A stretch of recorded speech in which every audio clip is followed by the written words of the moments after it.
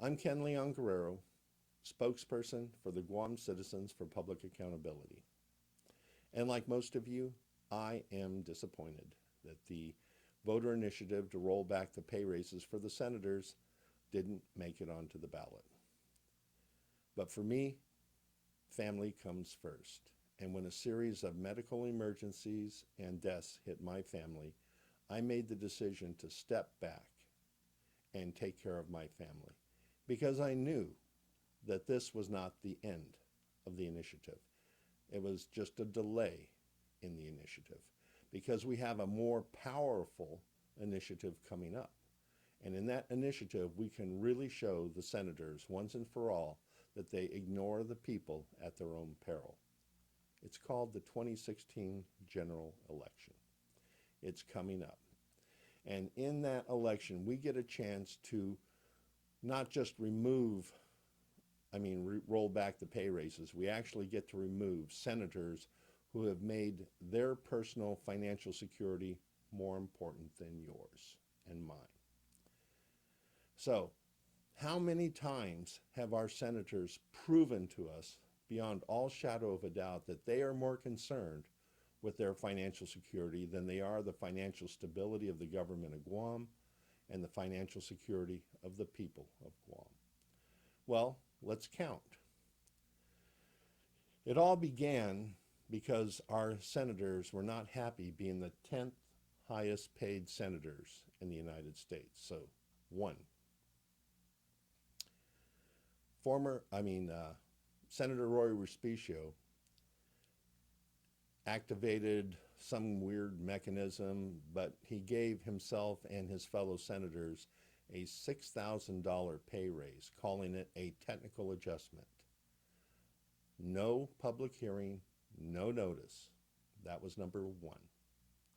And in that step, he took Guam senators from being the 10th highest paid senators in the United States to being the 7th highest paid senators in the United States.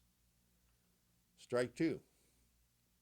In November of 2014, Acting Governor Ray Tenorio sent a bill to Speaker Juan Pat, who called a special session, and the senators voted to give themselves a massive pay raise, $30,000. And to really rub salt in the wounds of the tax-paying people, they made it retroactive to the beginning of the year. So in essence, they got a $30,000 pay raise, and they made it retroactive. That was strike two. And in the process, they became the third highest paid senators in the United States. Strike three. In December of 2014, Senator Michael Sinicolas introduced the last bill of the session, Bill 435. And in Bill 435, he proposed to roll back the pay raises that were granted to the governor, lieutenant governor, appointed, and other elected officials. And the senators voted it down. Strike four. January 2015, Michael Sinicolas introduces another bill to roll back the pay raises, and the senators voted it down. Strike five happened when the people wouldn't stop talking about the pay raises and how upset they were about it. And when the students at Simon Sanchez did a survey demonstrating that 87% of Guam voters were upset about the pay raises, then and only then did our senators finally do something. So my congratulations go to the students of Simon Sanchez who exercised one of the basic rights of citizenship, and that is questioning our officials. But the senators didn't do anything about it. They held hearings, they introduced bills, all the bills failed, and every single senator out there on the campaign trail talks about how they tried to roll back the pay raises, that they voted to roll back pay raises. But in the end, they failed. Strike six. February of 2016, Roy Respicio gave Bill 204 CPR. The senators voted on it and passed it. But they didn't pass it by a veto-proof margin. The vote was 9-6, and when Governor Calvo vetoed it, the bill went back into oblivion.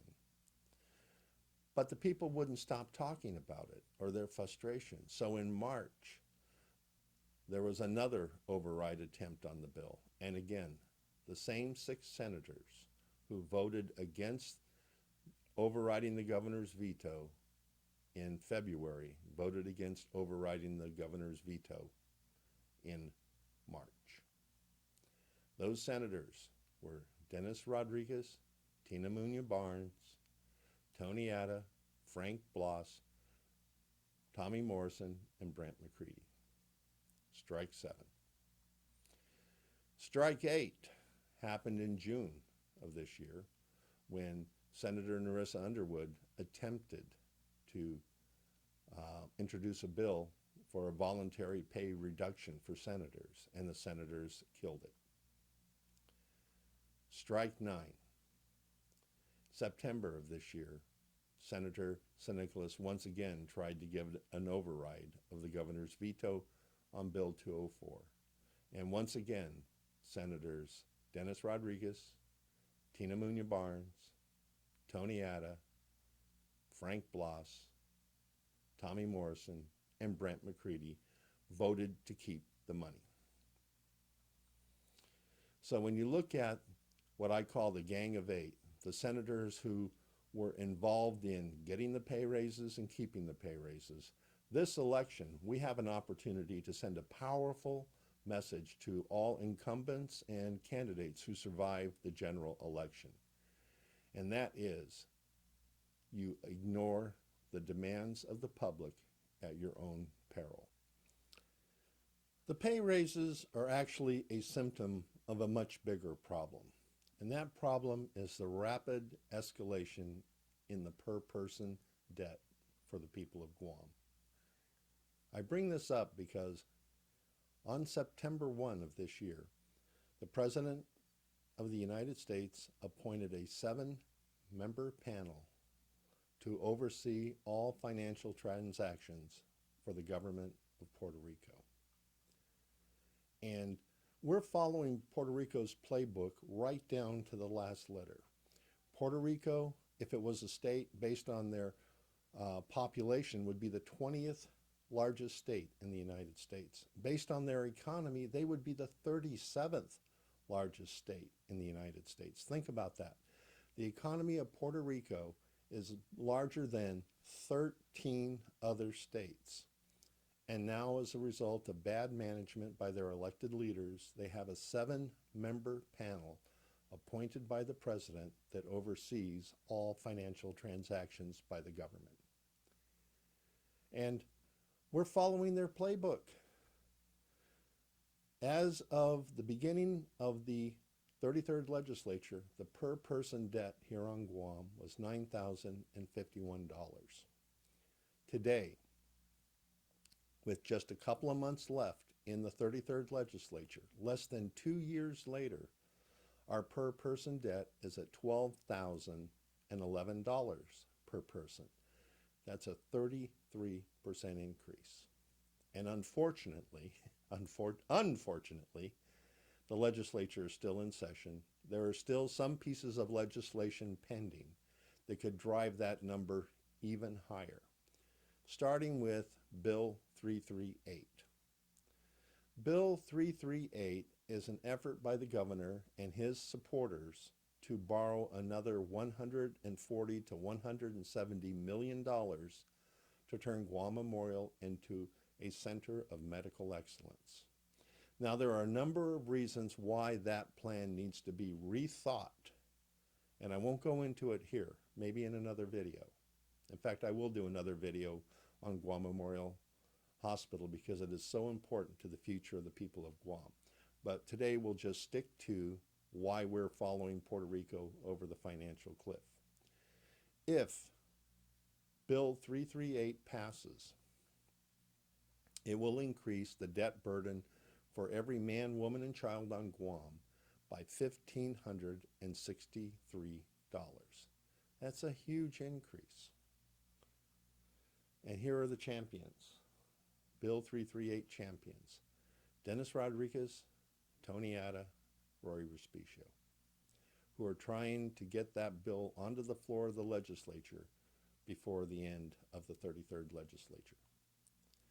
There's another reason why taxpayers, voters, and citizens need to watch the legislature's actions very closely.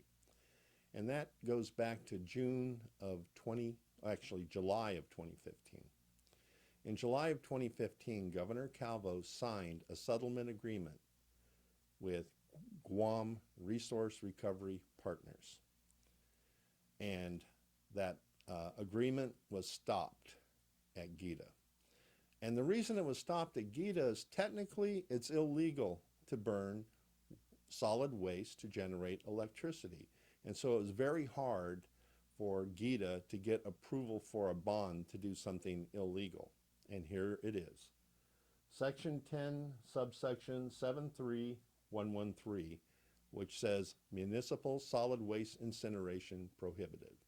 As long as this law remains on the books, it is going to be impossible for Gita to issue another $350 million of bonds. In fact, the settlement agreement signed by the governor and Gita requires that legislation be submitted and approved removing the prohibition against waste energy. You think it would die here. Unfortunately, introducing Bill 363 and its champions, Dennis Rodriguez, Judy Wanpat, Rory Respicio, Tommy Morrison, Narissa Underwood, Tina Munoz Barnes, Brant McCready. All of those people, with the exception of Narissa Underwood, also happen to be the pay raise champions. So with the introduction of this bill, they have proven once again they are more concerned about their personal financial well-being than yours. And here's the clause that really upsets me when I read this bill.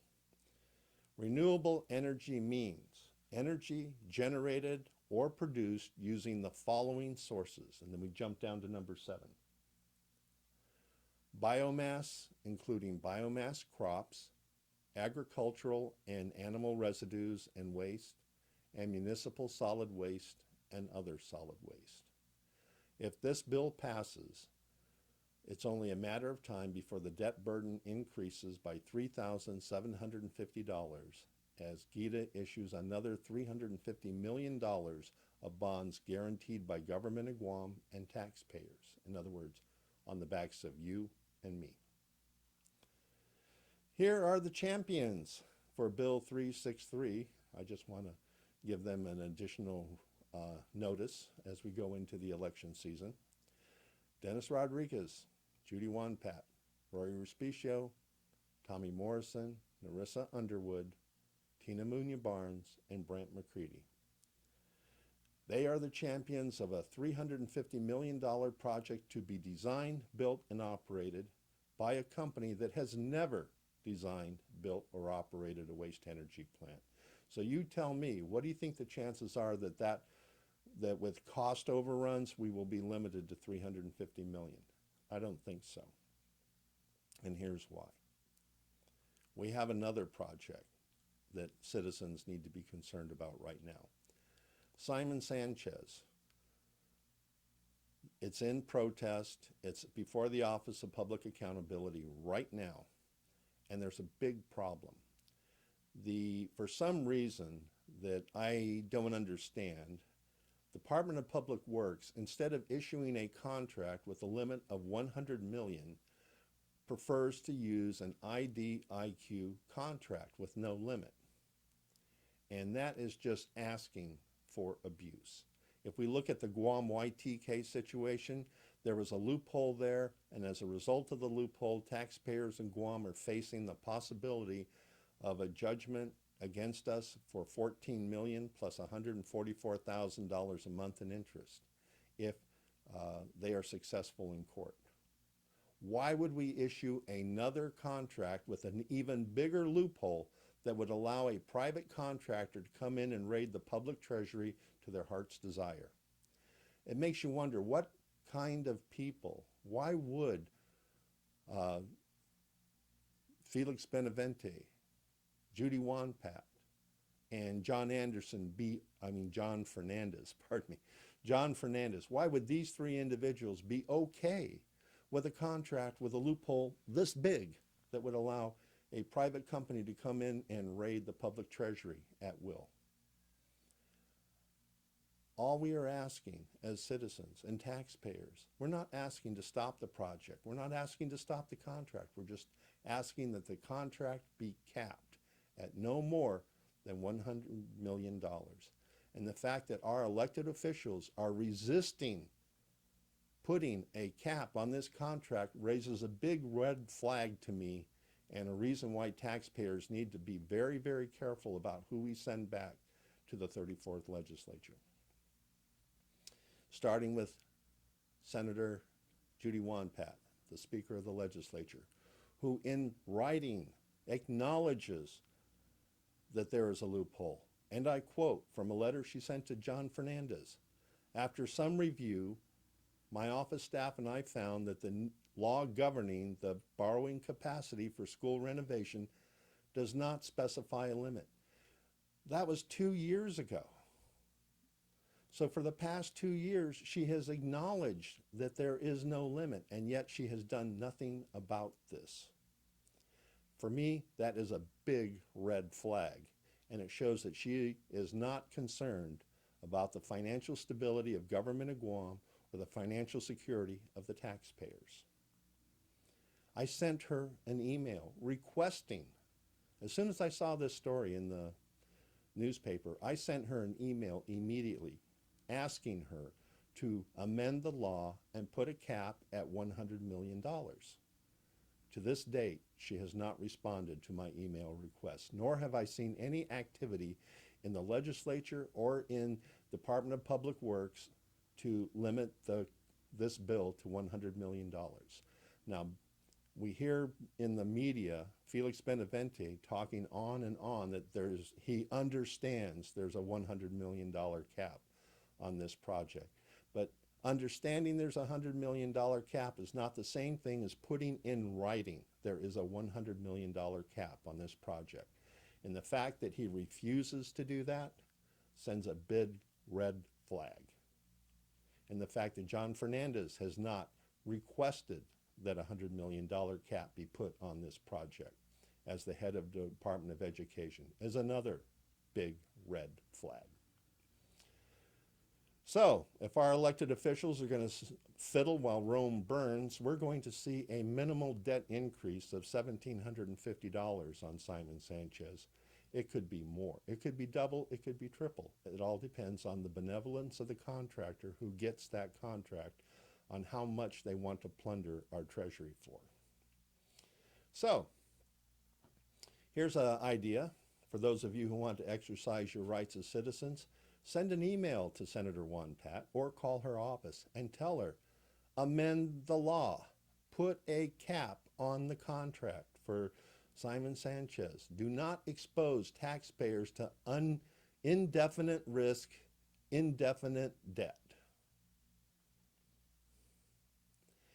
And the reason we want to do that is there are a number of government Guam agencies trying to get this protest dismissed. We have a story in the paper today where Department of Public Works and GITA are trying to get a letter of substantial interest forcing dismissal of the protest. I don't believe that's in the best interest of the people of Guam, to let unelected officials decide the future fate of the pocketbook of the people of Guam. And here is the offending language. When I say offending language, it's offending to me, because here we have a letter from one of the contractors who wants, or is it the contractor? Well, we have a letter from Benavente who wants to immediately issue under his own authority granted by law, the procurement of an IDIQ contract as soon as possible. And I don't understand what the rush is. He cites, favorable interest rates. We just saw announcements from the Federal Reserve Board that there will be no raise in interest rates before the end of the year. So we still have 3 more months to do this contract right. And in my humble opinion, doing it as an IDIQ contract with no limit is not the right way to do this contract.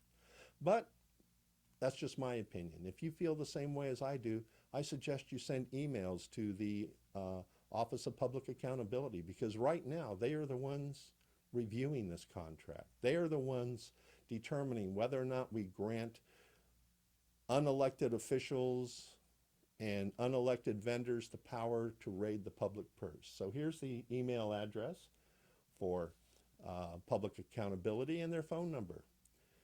Exercise your rights as citizens and let them know that we are not going to allow this type of activity to happen, because we can't afford it.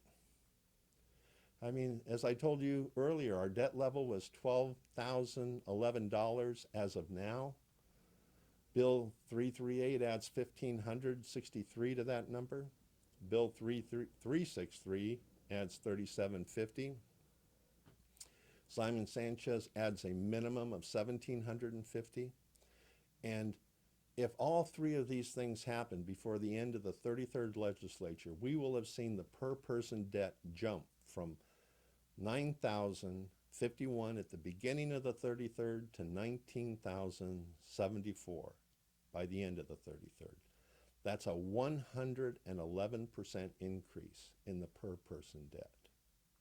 Why, that's a big enough increase that Guam will be the second territory to receive an oversight panel of presidentially appointed officials to oversee financial management operations of the territory of Guam.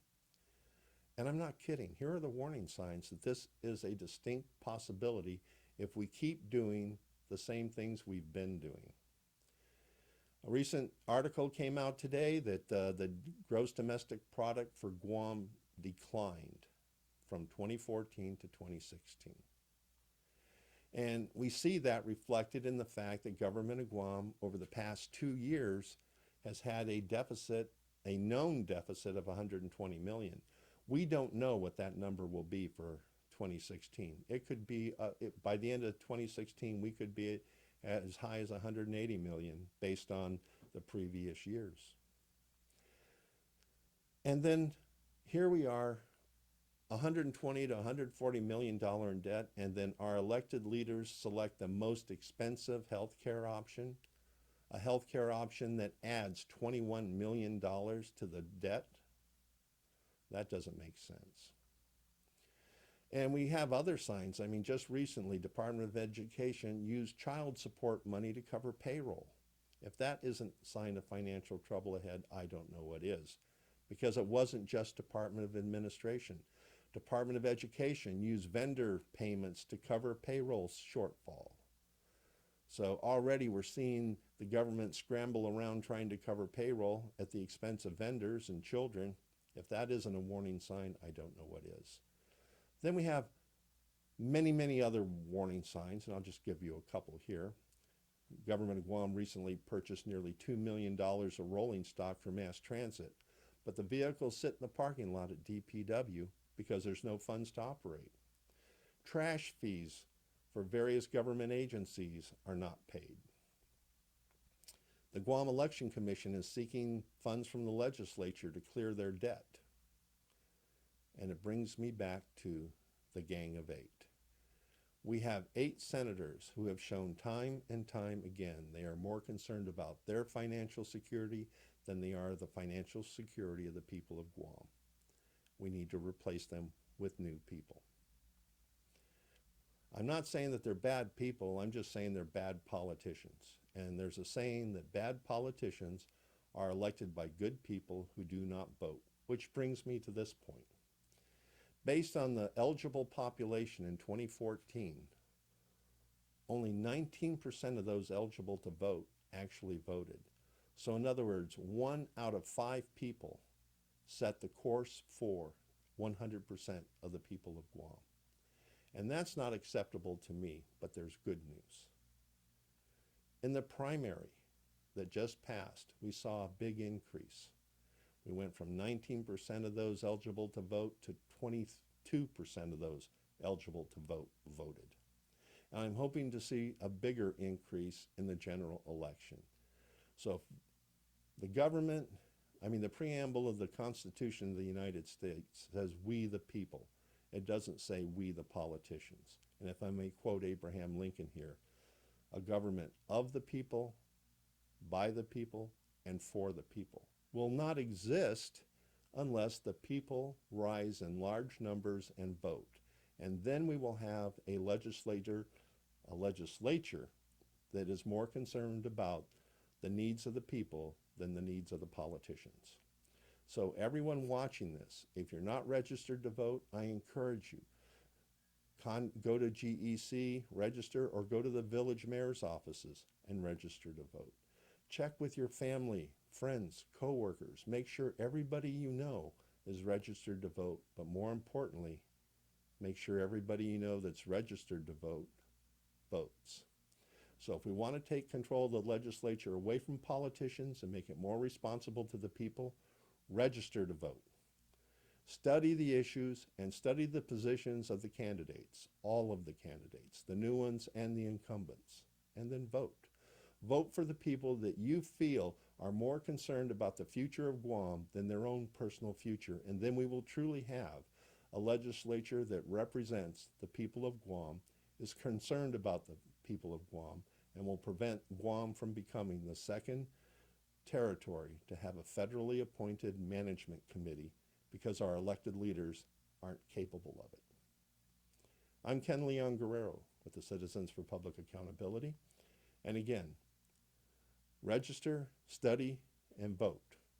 And to help spread the word, I encourage you to like this video, share this video, but more importantly, vote in the general election.